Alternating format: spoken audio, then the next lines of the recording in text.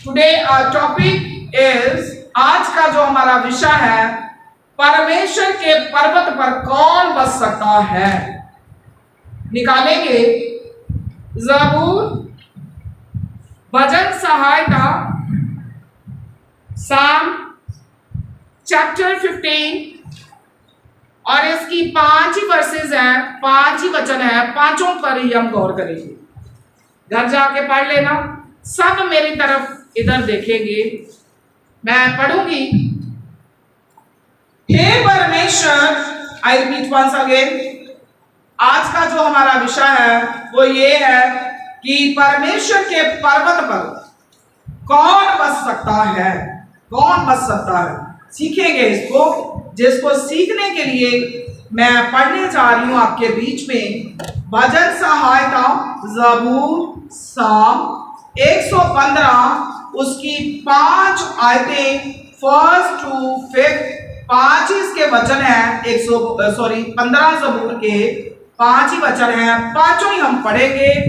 जिसकी पहली जो वर्स है इसमें हम देखेंगे, हे परमेश्वर, तेरे तंबू में कौन रहेगा, तेरे पवित्र पर्वत पर कौन बसने पाएगा। हालेलुया। अभी इसमें हम 5 बातें जो हैं अपने जीवन में अपनाना जरूरी है, जिनको हम सीखेंगे। मगर पहले हम पहली आयत पर आएंगे।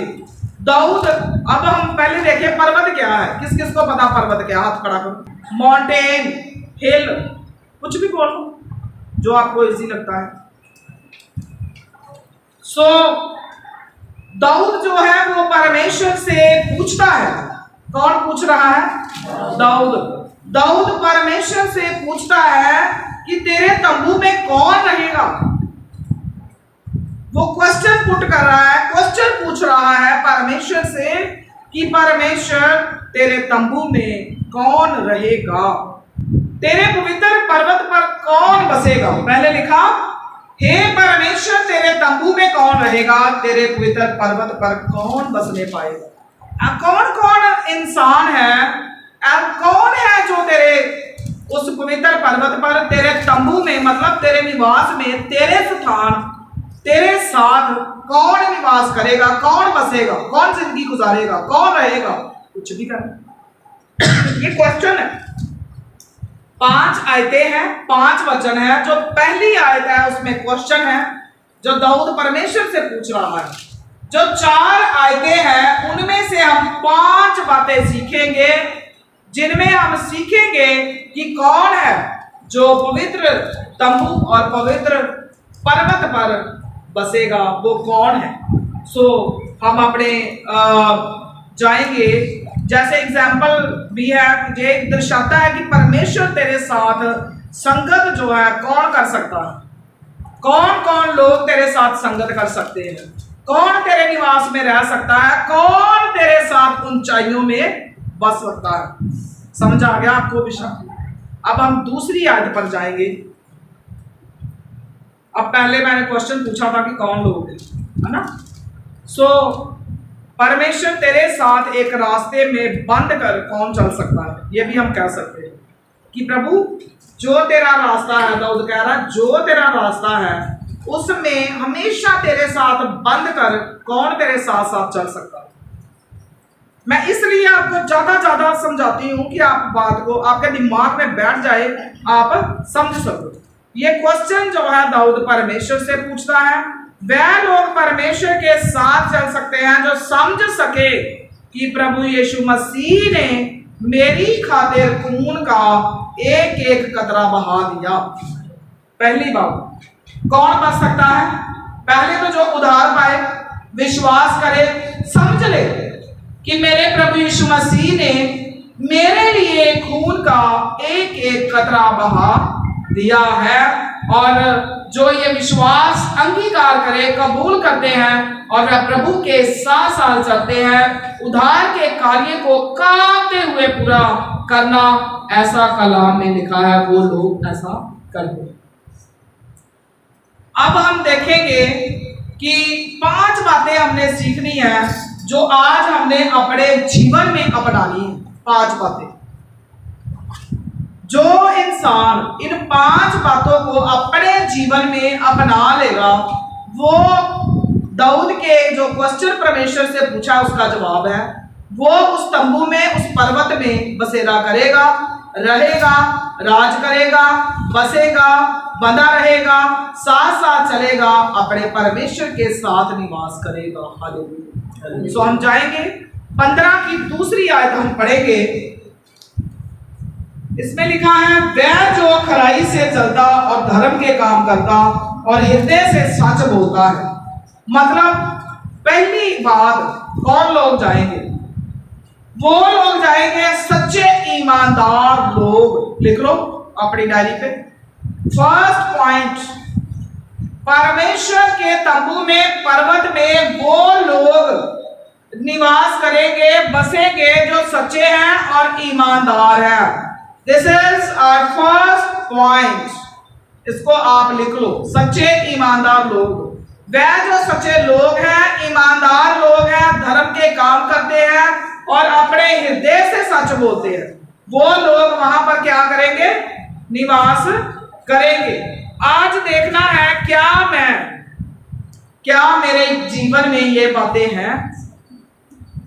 हमारे चाल चलन में खराई से चलना बहुत ज्यादा जरूरी है, झूठ का सहारा नहीं लेना है। क्या हमारे अंदर ये बातें हैं कि मैं सच बोलता हूं, मैं ईमानदार हूं, मैं धर्म के काम करता हूं? वाकई मैं मुंह से नहीं, मैं अपने हृदय से सच बोलता हूं, हृदय से। जो लोग झूठ बोलते हैं, झूठ का सहारा लेते हैं, वो लोग परमेश्वर के पर्वत पर और उसके तंबू में कभी भी रह नहीं सकते हैं। हमारे चाल चलन में खराई से हमें चलना है। सो हम एक वर्ष पढ़ेंगे, इसके साथ आपको नहीं पढ़नी, सब इधर देखो। इफिसियों 3:3 में लिखा है, जो भी काम करते हो तन मन से किया करो। क्या किया करो? तन मन से किया करो। जो भी आप काम करते हो तन मन से किया करो। क्या आपकी जुबान सच बोलती है कि कभी कभी झूठ भी बोलती है? हाँ, चलो सच बोलना चाहिए। अभी भी सच बोलो, खुदा की हजूरी में हो। कहने को हम, प्लीज डोंट माइंड, कहने को हम कहते हैं बड़े पुराने विश्वासी ईमानदार हैं, चर्च में टाइम पे आते हैं और सारा कुछ है हमारे अंदर, मगर फिर भी जुबान कहते हैं, पंजाबी च कहते ना, मंगण भी ला दी है तो की कर दिया, राज भी करवा दी है ना। जुबान पर कंट्रोल करना बड़ा मुश्किल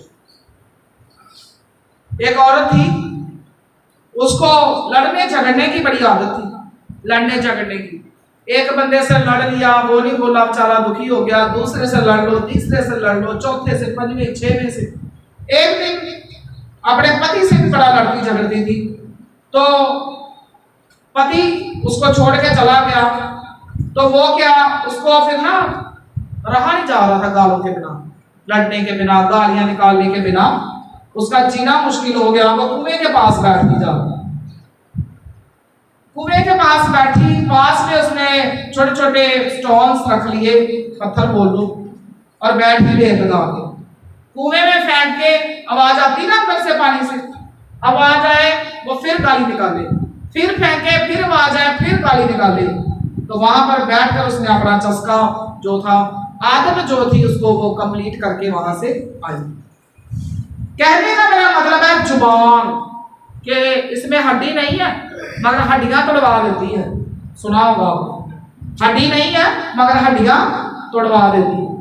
जुबान में कंट्रोल करना बड़ा मुश्किल बात है। जो भी काम करते हो तन मन से करो, दिल से करो, हृदय से करो। ये नहीं है मुंह से कुछ, हृदय में कुछ। याद रखना, खुदा आपके दिल को जानता है, दिल को। आपकी आंखें हमेशा किसी के कद काट को देखेंगी, रंग को देखेंगी, उसके काम को देखेंगी, बस ऊपर ऊपर से देखेंगी। मगर याद रखना, खुदा की नजर हमेशा तेरे दिल मन पे लगी रहती है। कहीं भी छुप जाओ, पाप कर लो, अपराध कर लो, छुपा नहीं रहेगा, सामने आएगा ही आएगा। सो अपनी जुबान पर भी हमें कंट्रोल करना बड़ा जरूरी है, ताकि हम सच्चे और ईमानदार लोग बनकर हम रह सके। आपका हाँ, आपकी हाँ में हाँ और ना में ना होनी चाहिए। खुदा के कलाम में ऐसा लिखा है, खराई और ईमानदारी हमारे जीवन में होना बड़ा जरूरी है। पहली बात, सच्चे और ईमानदार लोग, हाँ में हाँ ना में ना मिलाने वाले लोग जो हैं वो परमेश्वर के पवित्र पर्वत पर और उसके तंबू में निवास करेंगे, दूसरे लोग नहीं।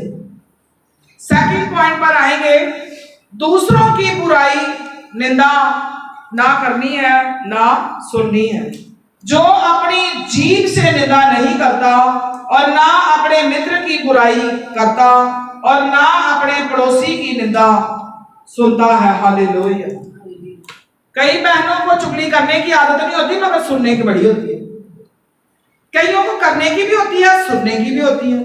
तो दोनों ही बातें लिखी हैं, ना सुननी है ना करनी है, ना निंदा करनी है ना निंदा सुननी है। दूसरों की बुराई और निंदा नहीं करनी चाहिए और ना ही हमें सुननी चाहिए। ना करो तो ना सुनो। सो चुगली वट्टा, निंदा, बुराई करना, सुनना, ऐसे भी लोग जो हैं वो जो दूसरों की बुराई करते हैं, जो निंदा करते हैं, जो सुनते हैं, वो भी पवित्र पर्वत पर और तंबू पर प्रवेश नहीं कर सकते हैं। आज निर्णय कर लो, फैसला कर लो आज कि हम अपनी जुबान से ना किसी की बुराई करेंगे ना अपने कानों से सुनेंगे।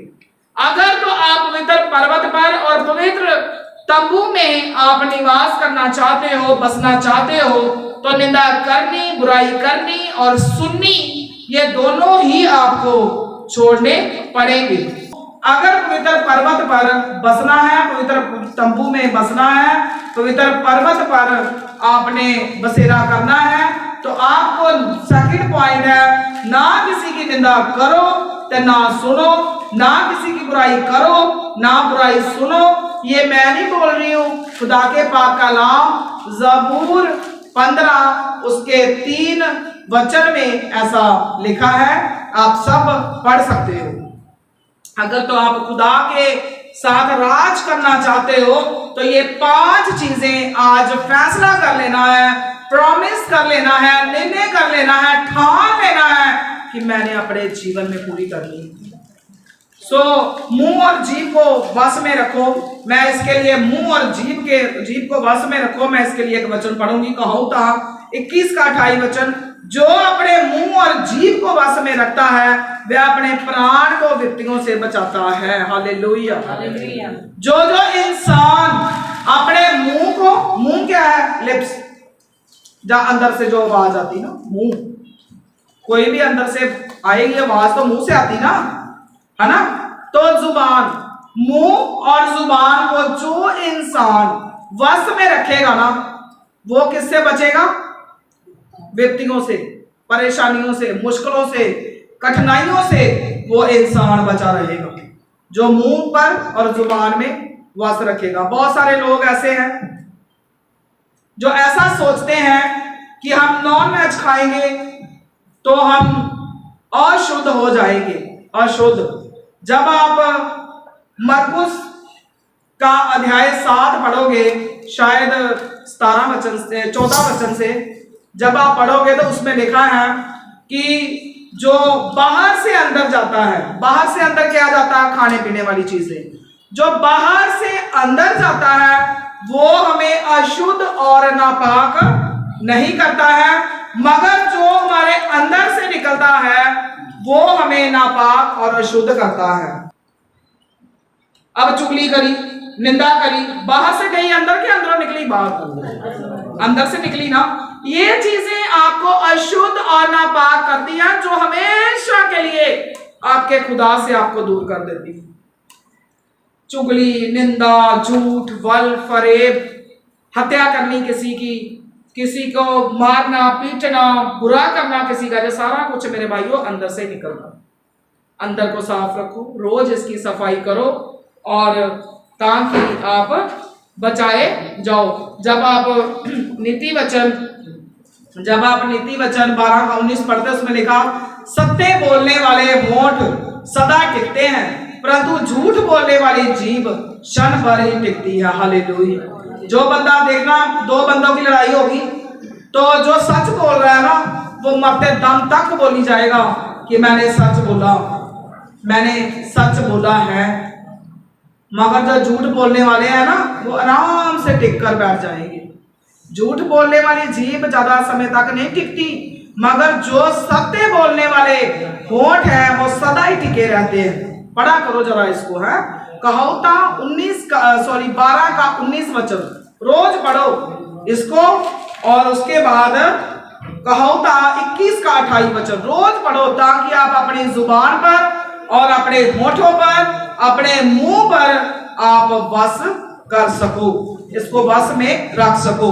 पहला पतरस 3 का 10 में भी लिखा है, क्योंकि जो कोई जीवन से प्रेम करना चाहता है, अच्छे दिन देखना चाहता है, उसे अपनी जीभ को बुराई से और अपने होठों को कपट की वाणी से दूर रखना चाहिए। हालेलुया। अब निंदा, दूसरा पॉइंट है कि निंदा नहीं करनी, है ना, बुराई नहीं करनी। किससे करते हैं? जुबान से, होठों से, मुंह से। तो मैं वही वचन आपको बता रही हूं। कोई उसके बाद इफिसियों 4 का 29 आप पढ़ोगे, कोई बुरी बात तुम्हारे मुंह से ना निकले। क्या आपके निकलती कभी भी नहीं? तुम्हारे मुंह से ना निकले, पर आवश्यकता के अनुसार वही निकले जो उन्नति के लिए उत्तम हो, ताकि सुनने वालों को लाभ हो। क्या आपकी जुबान से, मुंह से हमेशा आवश्यकता के अनुसार ही बातें निकलती हैं? जो दूसरों के लिए, तरक्की के लिए हो, कहीं कभी गालियां गुलियां भी निकल ही जाती हैं, मारा चंगा चुगली वट्टा निकल ही जाता है ना। तो इन चीजों से हमें बचना है। तेरे मुंह से कोई भी बुरी बात ना निकले। पता क्या निकले? वही निकले जो आवश्यकता के अनुसार, जो जरूरत के हिसाब से है, बस वही निकले। क्यों निकले? क्योंकि जो उन्नति के लिए उत्तम हो, जो तेरी तरक्की के लिए हो, तेरे फायदे के लिए हो, वो ही तेरे मुंह से निकले, ताकि सुनने वालों को लाभ हो, ताकि तेरी बातों को कोई सुने तो उनको फायदा हो। हम तीसरे पॉइंट पर जाएंगे। तीसरा पॉइंट है 15 की 4, प्रभु के डरवैयों का आदर जो लोग करते हैं, निकम्मे मनुष्य को तुच्छ समझते हैं, वो लोग भी क्या करेंगे? प्रवेश नहीं होंगे। सॉरी, वो लोग शरीक होंगे वहां पर जो प्रभु से डरने वाले लोग हैं। जो प्रभु से डरने वाले लोग हैं उनका आदर करते हैं, और जो निकम्मे लोग हैं उनको तुच्छ समझते हैं। हम लोग क्या करते हैं?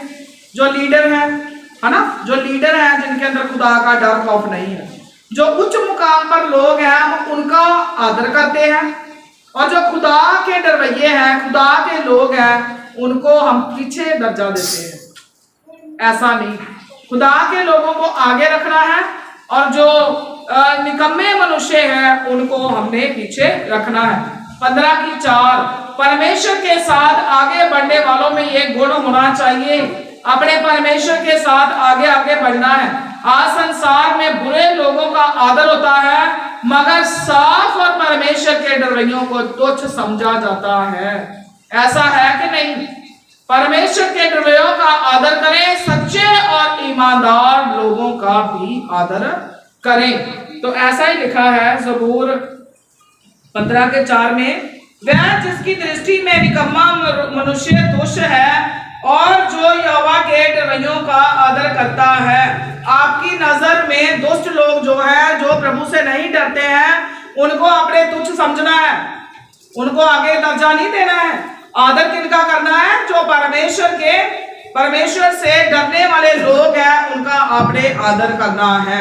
हाफ वर्स मैंने पढ़ी है, हाफ जो है उसका हम आगे पॉइंट जो है वो हम सीखेंगे, 4th पॉइंट।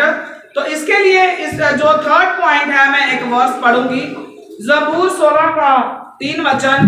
दाऊद ऐसा कहता है, पृथ्वी पर जो पवित्र लोग हैं वह ही आदर के योग्य हैं। दाऊद भी कह रहा है कि जो पृथ्वी पर पवित्र लोग हैं वह आदर के योग्य हैं और उन्हीं से मैं प्रसन्न रहता हूँ। ऐसे लोगों की संगति करें, आदर करें और परमेश्वर के लोगों का आदर करें। बुरे लोगों के साथ नहीं बल्कि अच्छे लोगों के साथ अपने रिश्तों को आप कायम करें। जो लोग परमेश्वर से डरते हैं वो लोग परमेश्वर के पवित्र तंबू और पवित्र पर्वत पर बसेंगे, राज परमेश्वर के साथ करेंगे।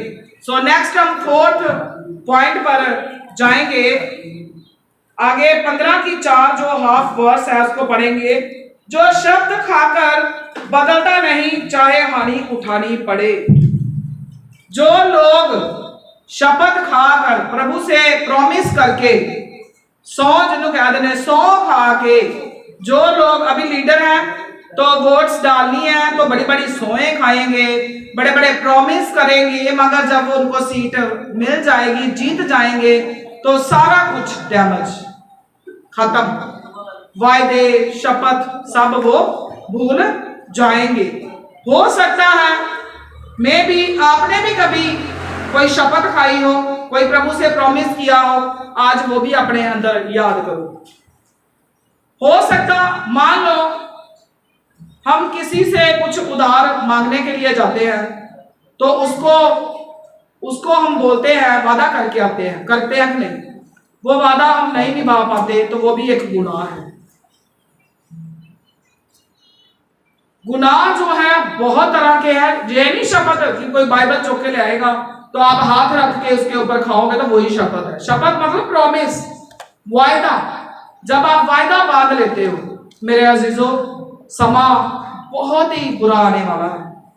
समझ लो, आपके लिए आज ये भविष्यवाणी समझ लो, जो मैं प्रोफेसी समझ लो, जो मैं आज आपको बता रही हूं, आज आपके बीच में बोल रही हूं। चाहे आप लिख लो, लिखना चाहते हो, कुछ समय के बाद बहुत ही ज्यादा बुरा समय आने वाला है। वही लोग सहन कर पाएंगे, वही लोग बच सकेंगे जो लोग अपने परमेश्वर के बेटे और बेटियां बन जाएंगे, उसके साथ साथ चलेंगे, धर्मी बन जाएंगे, वही बचेंगे।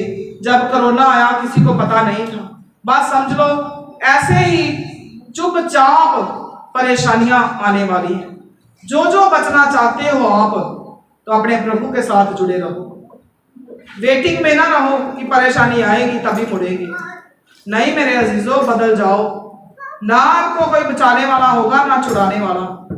आप तड़पोगे, तरसोगे, आप देखोगे मैं क्या करूं, ऐसी परेशानियां आने वाली हैं। सो मेरी बात याद रखना, ज्यादा से ज्यादा दुआ करो, वचन पढ़ो, अपने हृदय में जमा करो, ताकि जब पाप बुराई परेशानी आपके अंदर आए तो आप क्या करो, याद करो और उस पाप से बच जाओ, तो अपने परिवार को बचा दो।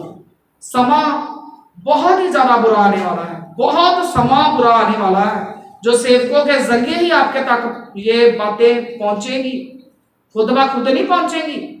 तो मेरा विश्वास कर लो, जैसे आपको पॉसिबल लगता है वही चर्च का टाइम आप रखो, जरूर आप पूरा परिवार चर्च में आओ, जुड़ जाओ अपने खुदा के साथ, चिपक जाओ। बोलते ना चिपक जाओ, चिपक जाओ, जुड़ना नहीं चिपक जाना है अपने प्रभु के साथ, अलग नहीं होना।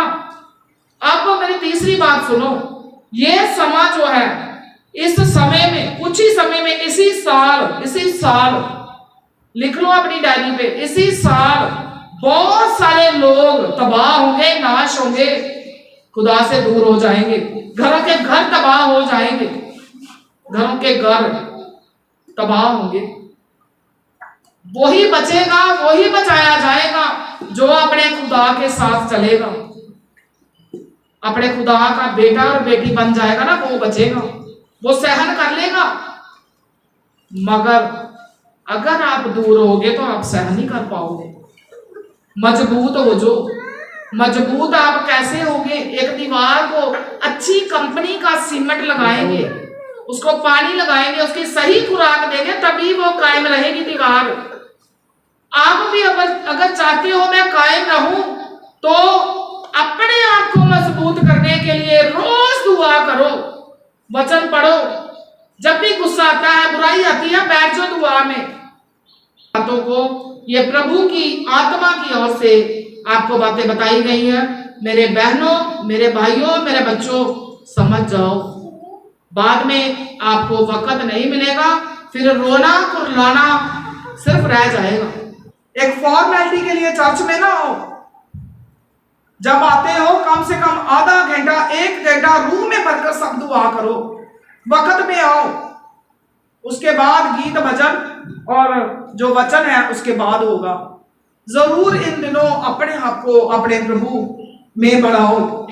जो हमारा 4th पॉइंट है, 15 वचन की 4 आयत हाफ, अब जो अपने शब्द को पूरा करता है वो लोग सिय्योन में जाएंगे, पवित्र पर्वत पर रुकने पाएंगे, बसने पाएंगे, पवित्र तंबू में परमेश्वर के साथ बसेंगे। कौन लोग?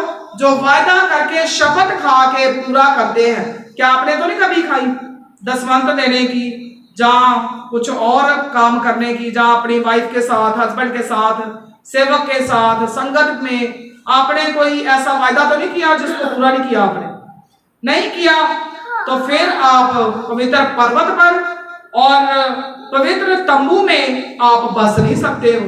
मैं नहीं कह रही हूं, खुदा के कलाम में लिखा, मैं फिर से पढ़ देती हूं। जो शब्द खाकर बदलना नहीं, चाहे हानि उठानी पड़े। जो बंदा प्रॉमिस करके शपथ खा के, जो इंसान मुकरता नहीं है, मुड़ता नहीं है, उसको पूरा करता है, वो लोग उस पवित्र पर्वत पर, उस तंबू में बसने पाएंगे। आप देखो, कभी किसी के साथ वायदा तो नहीं किया आपने, जब प्रभु की हजूरी में किसी भी तरह का नहीं किया, तो आज माफी मांगनी है। माफी मांग कर आगे से उसको आपने पूरा करना है, और लास्ट में आपने आगे आके दुआ करवानी है कि मैं ये वायदा पूरा नहीं कर सका, मैं आगे से करूंगा।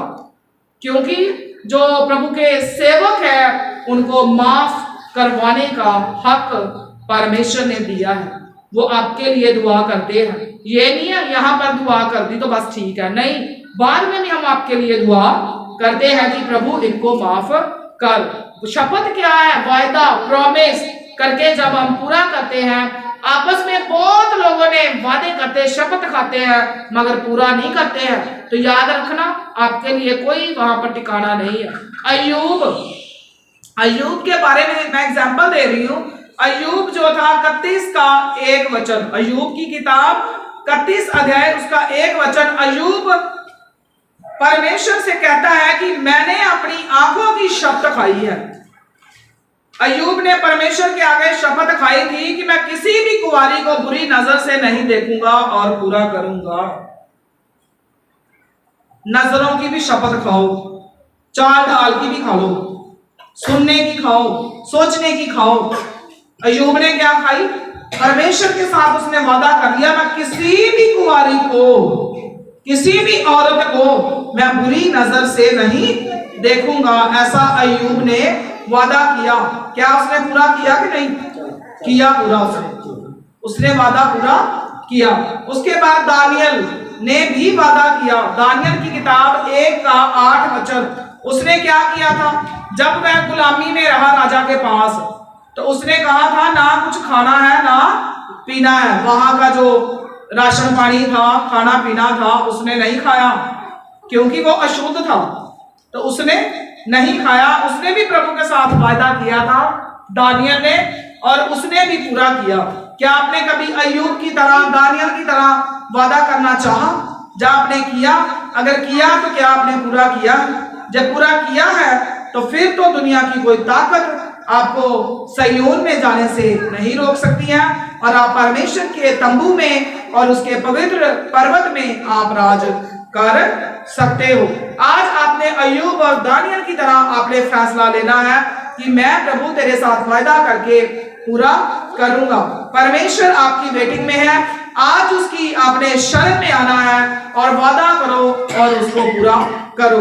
10% दसवंत देने का, जो भी आप कमाते हो अपनी कमाई में से आपने जो दसवंत है वो आपने जरूर प्रभु के घर में देना है। और उसको देने का वादा अगर आपने आज तक किया, पूरा नहीं कर पाए तो आज करो और उसको पूरा आप करो। चर्च आने का वादा वक्त पे आना है, हुक्मों और विधियों पर चलना है, उसका भी वादा करो और पूरा करो। प्रभु ऐसे लोगों को पसंद करता है जो वादा करके उसको पूरा करते हैं। जब आप वादा करके पूरा करोगे तो आपको बहुत ही खुशी होगी। जब कोई वादा करके उसको पूरा करता है, खुशी मिलती है कि नहीं मिलती? बहुत खुशी होती है। सो जरूर झूठी शपथ ना खाओ, वादा करते हो तो उसको जरूर पूरा करो। 5th पॉइंट पर हम आएंगे, 15 का लास्ट 5 वचन हम पढ़ेंगे। जो अपना रुपया ब्याज पर नहीं देता और निर्दोष की हानि करने के लिए घूस नहीं करता है, जो कोई ऐसी चाल चलता है वह कभी ना डगमगाएगा। हालेलुया। आज आपने देखना है, क्या आपने कभी अपना पैसा ब्याज पर दिया? हम मसीही लोग हैं, इस्राएली लोग, परमेश्वर के लोग, उन लोगों को हुक्म अख्तियार, उनके लिए कोई ऐसी विधि नहीं है कि आप अपना जो पैसा है वो आप ब्याज पे दो। पैसा ब्याज पे नहीं देना है। अगर आपके कोई भाई बंधु किसी को जरूरत है तो अगर आप हेल्प कर सकते हो, करना चाहते हो तो वैसे ही करो। ये नहीं है कि आपने ब्याज पर पैसा देना है। जो अपने रुपए ब्याज पर नहीं देता है, रिश्वत नहीं देता है, वो लोग पवित्र पर्वत पर और उस तंबू में, परमेश्वर के पवित्र तंबू में राज करेंगे और उसके साथ बसेंगे। 15 का 1 वचन में फिर हम देखेंगे कि परमेश्वर के साथ कौन पवित्र तंबू में रह सकता है। यही हमारा क्वेश्चन था ना, जिसको हमने 5 पॉइंट्स में उसको कवर किया है। तेरे पवित्र पर्वत पर कौन बसने पाएगा? पर्वत ऐसी जगह है जहां पर आप हेल्दी, ताकतवर, अनुशासन और सामान उठाकर चल सको। ऐसा हमने बनना है। कैसा बनना है? ऐसी जगह है जहां पर हमने, अब पवित्र पर्वत, मान लो, मैं सिंपल समझाती हूं, मान लो पहाड़ी है, पहाड़ी पर आपने चढ़ना है। क्या आप बीमार हो, कमजोर हो, आप अपाहज हो, आप सही से चल नहीं पा रहे हो, तो क्या आप उस पहाड़ पर चढ़ जाओ? नहीं ना। इसके लिए उस पर्वत पर, तो इसी तरह परमेश्वर के पर्वत पर, उसके तंबू पर रहने के लिए आपको परमेश्वर की ताकत, अनुशासन में रहना, डिसिप्लिन में रहना, हुक्मों विधियों को मानना, पूरा करना, वायदों को अगर करते हो तो पूरा करो, सच्चे ईमानदार लोग बनना। ये सारी चीजें, प्रभु की ताकत अगर हमारे अंदर होगी तभी हम उस आत्मिक पहाड़ पर चढ़ सकते हैं। क्या कमजोर बंदा चढ़ जाएगा? तो जो इंसान दुआ में कमजोर है, वचन में कमजोर है, प्रभु में कमजोर है, वो अपने प्रभु के साथ उस आत्मिक पर्वत पर नहीं चढ़ सकता है। आप तो इस दुनिया के पहाड़ पर नहीं चढ़ सकता है कमजोर बंदा, तो उस पर कैसे चढ़ जाएगा? समझ आ गई मेरी बात सबको? जो ये 5 बातें हैं, इनको आपने अपने जीवन में आपने पूरा करना है। अगर आप लेव व्यवस्था की किताब 20 अध्याय उसका 26 वचन पढ़ते हो तो उसमें लिखा, तो मेरे लिए पवित्र बने रहना, क्योंकि मैं यहोवा समेत पवित्र हूं और मैंने तुमको और देशों के लोगों से इसलिए अलग किया है कि तुम निरंतर मेरे साथ बने रहो।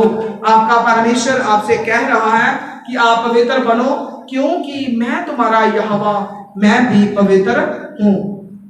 सो मेरे अजीजों, I repeat once again 5 point. पवित्र पर्वत पर, सब इधर देखो मेरी तरफ, पवित्र पर्वत पर अगर आप बसेरा करना चाहते हो, मतलब अपने परमेश्वर के साथ 1000 साल तक राज करना चाहते हो, 5 चीजें आपके अंदर होनी चाहिए। पहली बात, फर्स्ट पॉइंट, आप सच्चे ईमानदार लोग आपने बनना है। आपकी हाँ और ना की ना होनी चाहिए, झूठ का सहारा नहीं लेना, चाल ढाल सीधी रखनी है और बड़े ईमानदारी के साथ अपने परमेश्वर के साथ चलना है। सेकंड पॉइंट, ना बुराई करनी है, निंदा करनी है, ना करनी है, ना सुननी है। ऐसे लोग अपने परमेश्वर के साथ निवास स्थान में रहेंगे। थर्ड पॉइंट था कि जो परमेश्वर के डरवैये हैं, अपने प्रभु से डरते हैं और प्रभु से डरने वाले लोगों का आदर करते हैं, उन लोगों का भी निवास स्थान अपने परमेश्वर के साथ बना रहेगा। फोर्थ पॉइंट, जो शब्द को पूरा करता है, जो वायदा करके प्रॉमिस करके उसको पूरा करता है, वो लोग भी क्या करेंगे, अपने परमेश्वर के साथ उस पवित्र तंबू में और पवित्र निवास में वो राज करेंगे। फिफ्थ पॉइंट था, जो अपने रुपए ब्याज पर नहीं देता और रिश्वत नहीं देता है, वो लोग उस पवित्र स्थान में पवित्र पर्वत में और पवित्र तंबू में वो लोग निवास करेंगे और बसे रहेंगे। ये 5 पॉइंट आपने अपनी जिंदगियों में पूरे करने हैं ताकि आप हमेशा हमेशा के लिए बचाए जाओ, छुड़ाए जाओ और अपने परमेश्वर के साथ आप राज करो।